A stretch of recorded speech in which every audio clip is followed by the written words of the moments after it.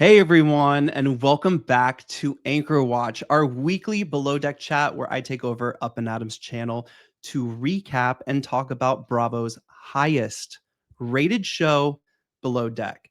Now, I know you guys, we said we weren't doing a live stream this week. We were just going to skip it, and we'll see you at Below Deck Med in 2 weeks. But I thought I should at least get on and give my final thoughts of this season, which I think is going down as one of the worst seasons of Below Deck, which is such a shame.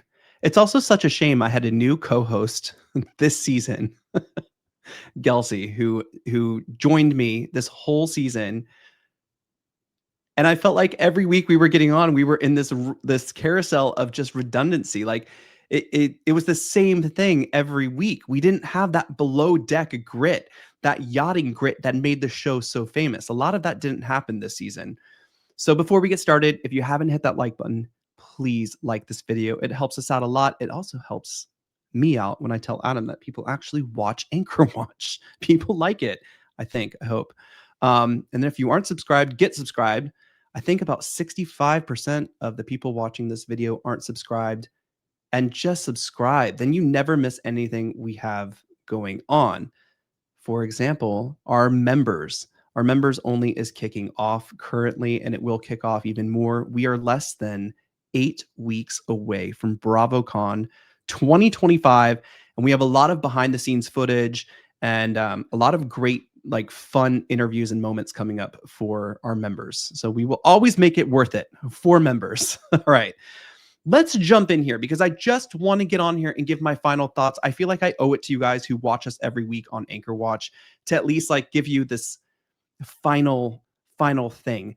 And I do have a more organized, let's say, because I'm just going not live, but I'm just jumping on here. But I have a more organized recap on upandadamlive.com if you haven't been, and on the podcast. You can find our podcast at Up and Adam wherever you listen to your shows. All right. I want to start off with the promotions for this season were off the chart. I mean, the little clips that we got, the teasers that we got looked amazing. And then we had Fraser, our chief stew, who went on this press tour of just talking about how amazing this season is going to be. So he went to Us Weekly. He hit all of these other big outlets and just talked about how amazing the season was going to be, how there were going to be waves of firings, the most firings we've ever seen in Below Deck history. Well, as it turns out, we didn't get very many at all. In fact, I think all we were left with was lackluster hookups and love triangles, really flashy editing that didn't really fit the show. You know, one of the biggest complaints from this season was the editing. It felt like they took a page out of Dubai Bling from Netflix, like their kind of flashy editing.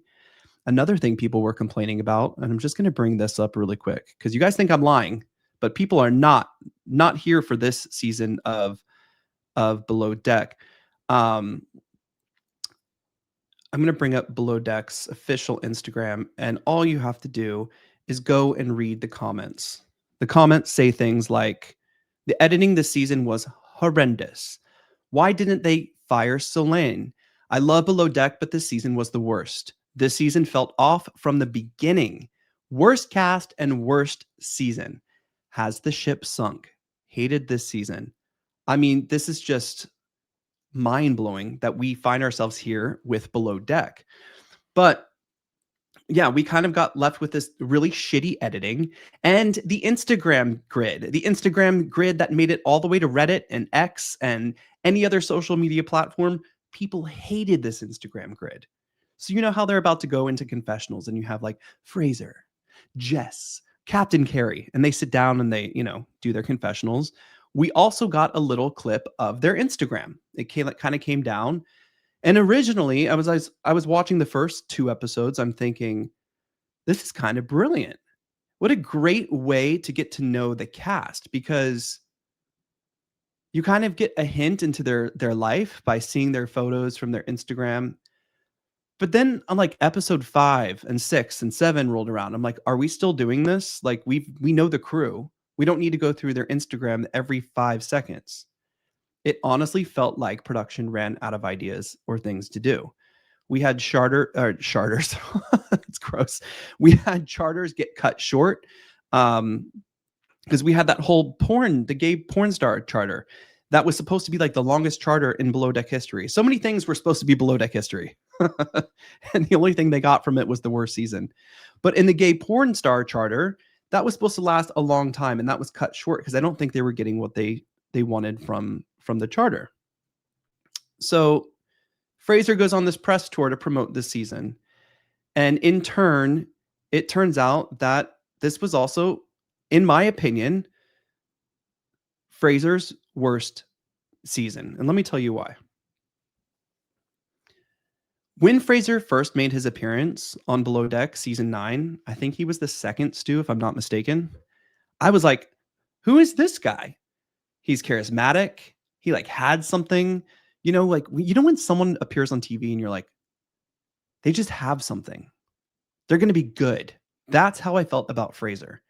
And now we've had gay stews before, but we've never had a gay chief stew. And we've always been proponents and fans of Fraser here on Anchor Watch from the very beginning. And he finally became, in season 10, the first gay chief stew of Below Deck, right? He's hit with everything. First of all, Lee has to leave for a health emergency. Then he has Captain Sandy come in. And then we had season 11, which was last season. Okay, he's finding his footing. And then we had this season. He took on more of like a, how do I say it? He said it himself, more of like a motherly role. And I think he wanted to have that leadership control this season in some way, shape, or form. But all I could think about is how he ignored his interior team this whole season, ignored anything that Rainbow told him that was happening with Solane or anything happening in the interior.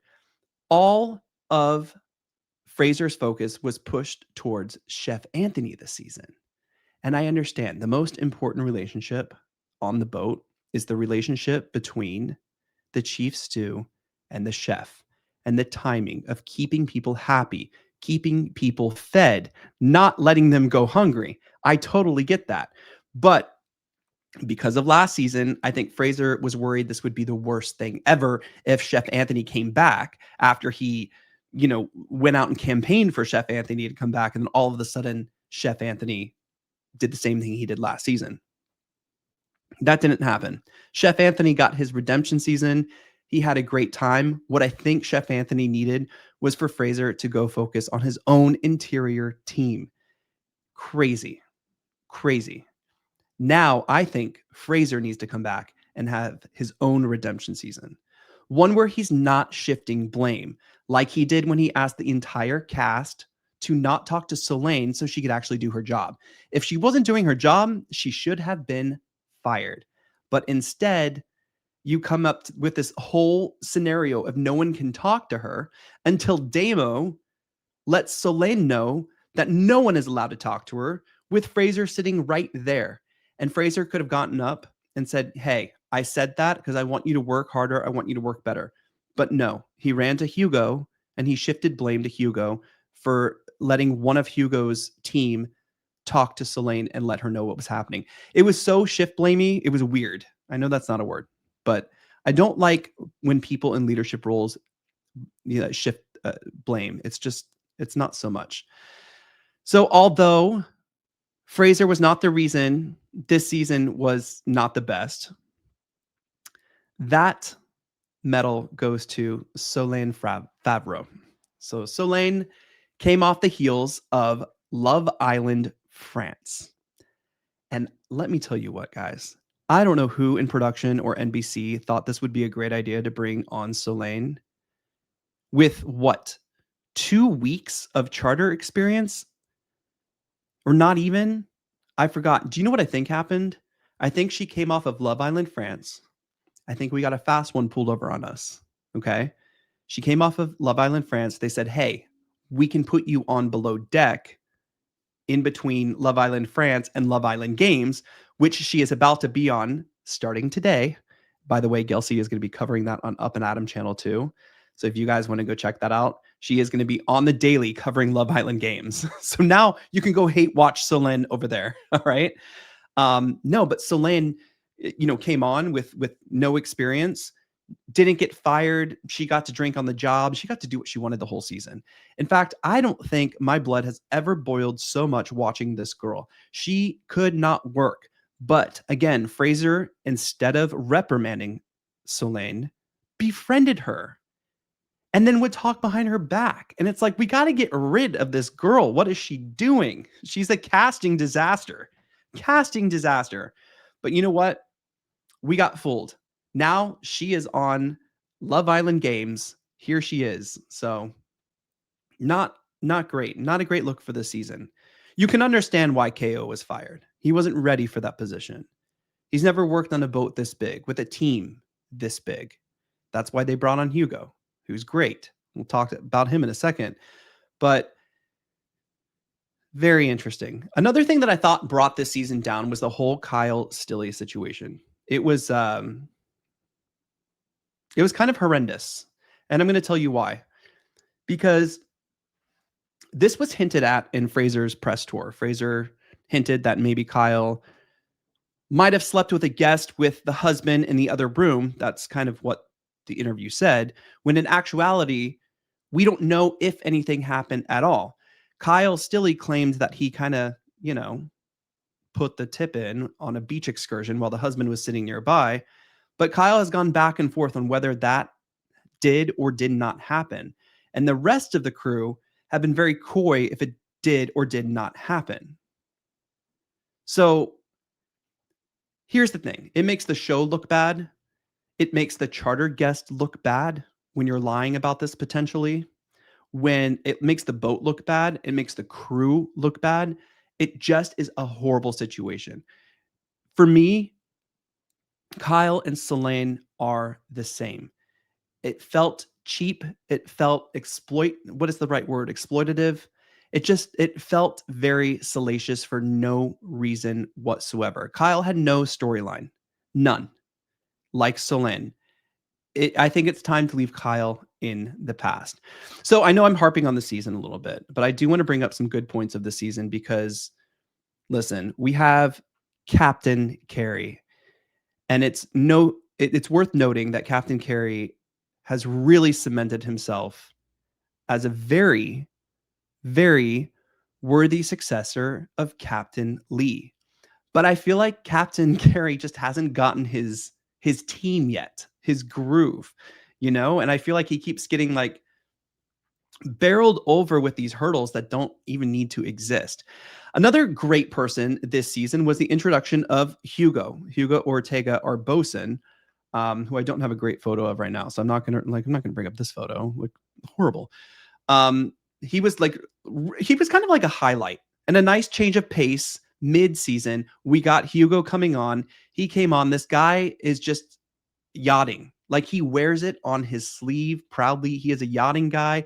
And even though he slipped just an episode ago, forgetting to fill out the logbook, it just made him more human. And that part of the yachting industry is really, I think, why we all watch the show. It really is. And then, just to recap really quick, no one cared about any of these love triangles. And let me see if I can go through it the right way. I think it was Kyle and Solenn, and then Solenn and Jess and Barbara, Damo and Solenn, Damo kissed Fraser. No one asked for this, and the audience hated it. So I don't know what production was really doing here with all of those love triangles. I really think they could have left those alone. It was so uninteresting. And even when Kyle was fired, we all thought Jess would be the one to come in and step up and be the bosun. She showed so much early promise in the first few episodes, only to remind us an episode later or two that she still has a lot of growing to do. But I feel like we don't need this cast back. There was no one was compelling enough. I thought Barbara was great. I thought Rainbow was great. enough to come back for another season? Probably not. Will we see Fraser back? I think so. And I'm going to say this. I actually hope so because I want him to come back and have a really solid kick-ass season. I think I already said this, but they film Below Deck in the Caribbean charter season, which has already happened this year. So I'm pretty sure they've already filmed next season already. So hopefully we will see him back. But guys, the truth is season 12 was a dud. It was a dud. It lacked substance. It lacked grit. It lacked soul. It was just weird. It was weird. And I don't know what they were trying to do or prove with this, but I really think Captain Carey deserves a fresh team and a new chance. All right. But for now, we are on to Below Deck Med, which premieres September 29th on Bravo. That's 2 weeks away. We will see you right here in 2 weeks, September 30th, for a full live stream of Anchor Watch. Med has never disappointed, in my opinion. And I know everybody has a different way and a different style of leadership when it comes to the captains. Captain Carey is very trustworthy of his team, similar to Captain Jason from Below Deck Down Under, which has kind of become the heart of the franchise, in my opinion. But he gives his team some room, some breathing room, and some trust. And sometimes it goes awry, like it did this season. Whereas Captain Sandy has been known to be a micromanager. But you got to remember that these captains are responsible for every single little thing that happened on the yacht. Every single little thing. And they are actually the captain of that yacht while filming takes place for 6 to 8 weeks. That's all. That's all they film. So that's not all. They're doing a lot of work. But now we have Captain Sandy coming back. And listen, I hope they are poised. I hope Med is poised to literally restore faith in this franchise because the fans deserve nothing less. But you can be hopeful for Below Deck Med as well because they share the same production team as Below Deck Down Under, and they are usually pretty great. I hope we can rebuild our trust with Bravo's highest rated show. Now, some people really loved this season, and I say to them, that's great. Wait till next season. I hope it gets better. But as a Below Deck lover, I don't love talking about Bravo. I don't always talk about Bravo when I come on with Adam. It's fun. I love Below Deck. So I hope the show finds its footing again. So comment below on your worst points of the season and your best points of the season. And let me know what you guys thought because I really want to know. Gelsey and I will be back for Anchor Watch on September 30th at noon. We hope to see you guys there so we can recap another amazing season. Well, a more amazing season than this one. Anyways. All right, guys, have a great week and we will see you in 2 weeks. Bye.